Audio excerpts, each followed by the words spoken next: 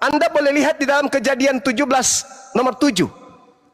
Perjanjian kekal Tuhannya Abraham, Ishak dan Yakub menjadi Tuhan, menjadi sembahan Bani Ishak, Bani Ismail secara turun-temurun.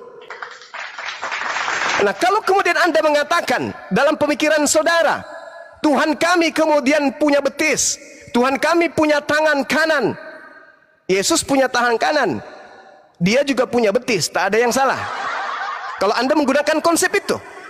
Oke? Berarti Anda ingin menyamakan Tuhannya umat Islam dengan Tuhan Anda. Karena Yesus punya betis, Cak Ayu, Yesus punya tangan, Cak Ayu. Anda menginginkan Tuhan kami juga sama dengan Tuhan Anda. Kalau Anda membantah wujud daripada Tuhan kami, kenapa betisnya Yesus Anda tuhankan? Kenapa tangannya Yesus Anda tuhankan? Tapi yang permasalahannya di sini bukan di situ. Permasalahannya di sini adalah Kristen itu penyembah roh. Yohanes 4 nomor 24. Sembahan Kristen itu adalah roh. Tolong tunjukkan di mana dikatakan di dalam kitabnya Yahudi bahwa Tuhan mereka yang mereka sebut Elohim itu adalah roh, hantu.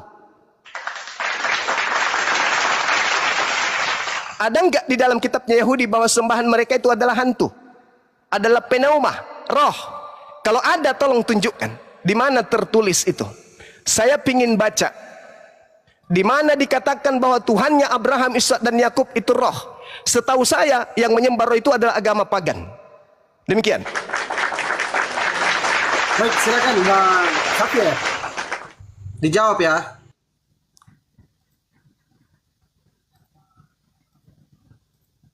Mute-nya dibuka, Pak. Mute-nya dibuka. Nanti pas mulai ngomong datanya bro. Ya, kalau Allah itu roh. Dikatakan Kejadian 1 ayat 2. Saya buka banyak data.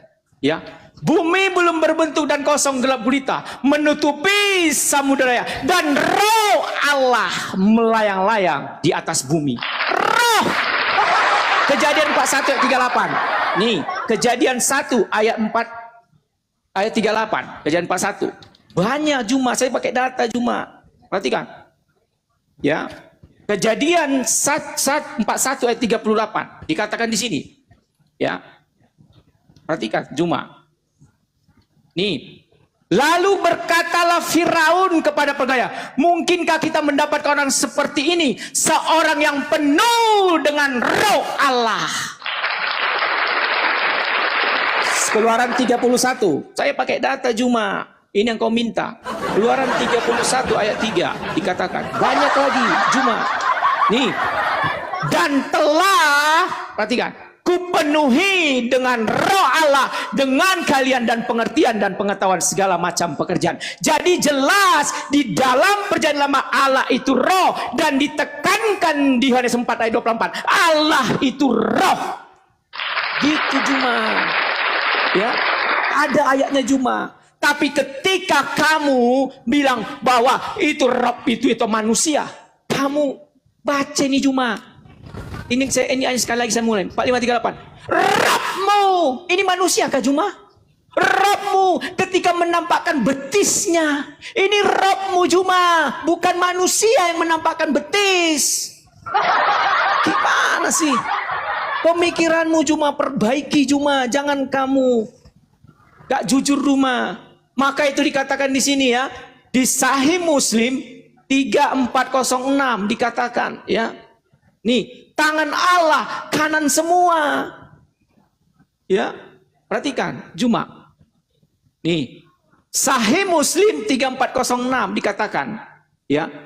Wassalam bersabda, orang-orang yang berlaku adil berada di sisi Allah di atas mimbar panggung yang terbuat dari cahaya di sebelah kanan Ar-Rahman Awazalla.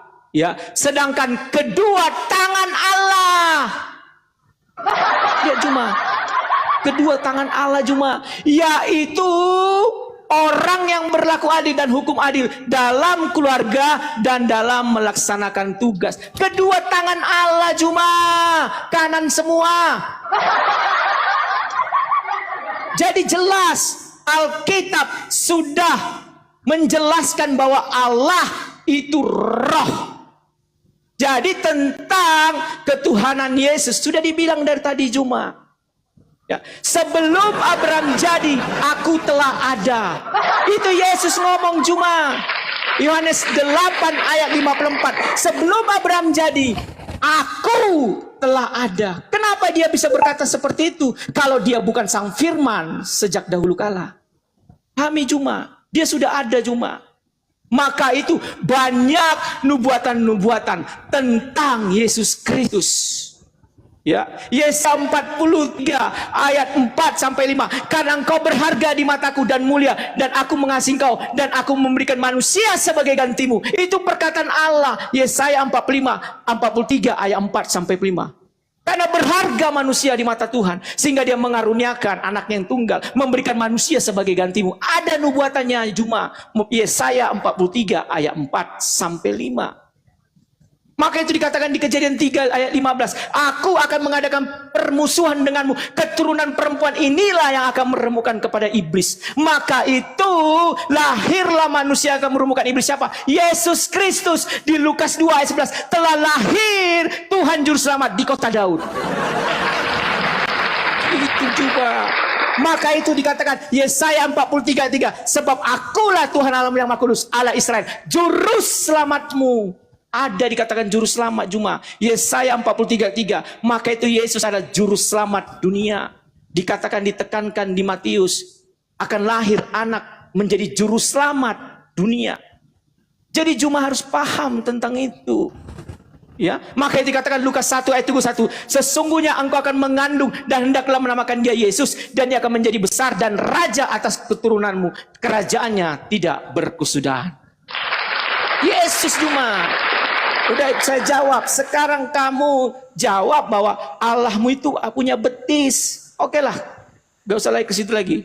Allahmu tangan kanan semua cuma. Ya. Oke. Baik. Silakan, nanti kita bahas lagi berikutnya. Silakan Juma.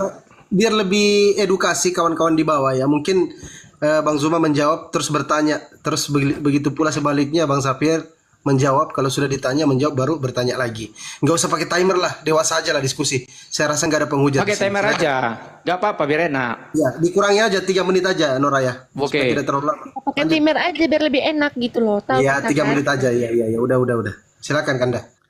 Iya, baik. Nah, ini kalau penyembah makhluk ini, kalau berbicara mengenai tangan Allah yang dibayangkan adalah tangan makhluk. Kan penyembah makhluk. Seperti tangannya Yesus, kan ketika masih bayi masih imut-imut. Sedangkan hadis riwayat Muslim, ketika kemudian berbicara kedua tangan Allah itu, yaitu tangan kanan, itu tidak seperti apa yang digambarkan oleh ahli bid'ah mujassimah yang mengira bahwa Allah itu makhluk. Memang Allah itu wujud. Wujud itu bahasa Arab artinya ada. Artinya ada.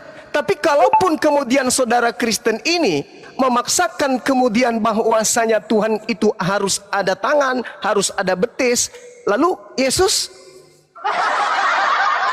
tangan, betis, harusnya Anda berdamai dengan itu. Tetapi permasalahannya sekali lagi, yang saya minta di mana kitabnya Yahudi menjelaskan Allah itu adalah roh. Yang kau tunjukkan Kejadian 1 nomor 2. Bumi belum berbentuk dan kosong, gelap gulita menutupi samudera raya, dan roh dewa melayang-layang, roteos melayang-layang di atas permukaan air. Loh, roh dewa, roh Tuhan. Kalau berbicara mengenai roh Tuhan, baca Kejadian 6 nomor 3. Roh Tuhan tidak selama-lamanya berada dalam diri manusia. Roh Tuhan berarti dalam diri kita ini adalah roh Tuhan. Berarti kita Tuhan gitu. Roh Tuhan itu sama seperti hamba Tuhan, rumah Tuhan, bait Tuhan, ciptaan Tuhan, malaikat Tuhan. Bukan berarti malaikat itu Tuhan, bait Tuhan bukan berarti bait itu Tuhan. Inilah kalian. Kemudian Anda membawa Kejadian 41 lagi.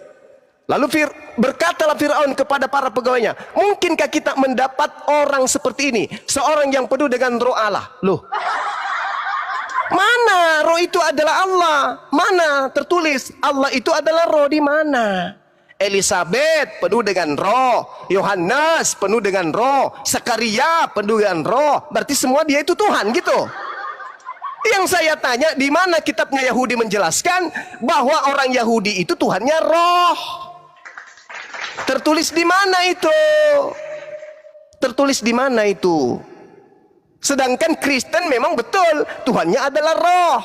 Wahyu 5 nomor 7. Binatang bertanduk 7, bermata 7. Itulah Tuhanmu. Jadi Tuhannya Kristen itu menurut penggambaran penulis Wahyu, dia melihat bahwa sosok yang ditemui di situ adalah binatang bertanduk 7, bermata 7. Itulah ketujuh roteos. Jadi Kristen itu menyembah makhluk halus yang kau sembah, bukan seperti Yahudi. Yahudi itu Cukup, tidak. waktunya habis Bang Zuma, waktunya habis. Loh kok habis?